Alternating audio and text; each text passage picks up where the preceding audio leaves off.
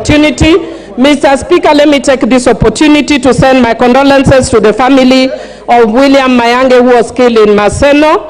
Mr. Speaker, even as we speak in this house, there is a family that is grieving, and you can never recover a lost child. So I just want to say pole to the family of William for the loss, unnecessary loss of a youthful life. Mr. Speaker, I want to say that Article 1 of the Constitution of Kenya says all sovereign power belongs to the people of Kenya and shall be exercised only in accordance with the Constitution.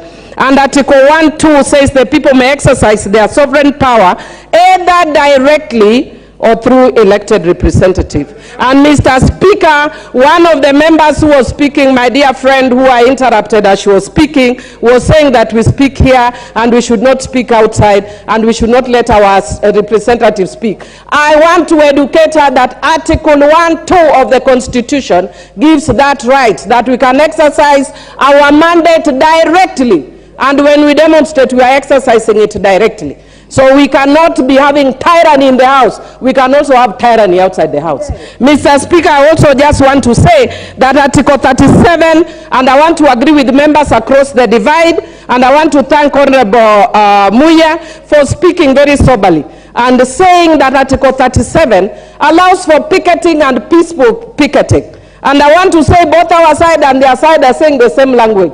Let us have picketing, which is allowed under Article 37 with no condition, because the Constitution does not give condition except peaceable picketing. And Mr. Speaker, in peaceable picketing, the mandate lies with the police. The citizen of Kenya does not have arms.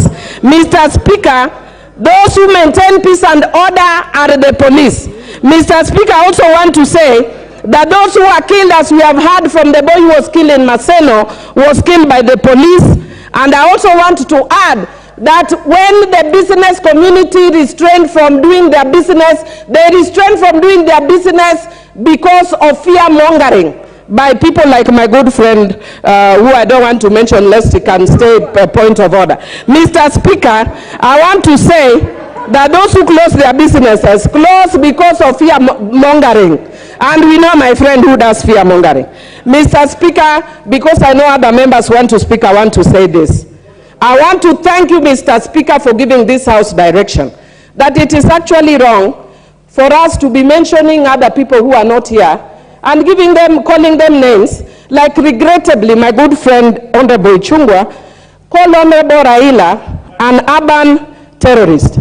Mr. Speaker, if it weren't for your order, I could also have called Honorable Ruto national terrorist, but because of your order, I'm not calling him a national terrorist, Mr. Speaker.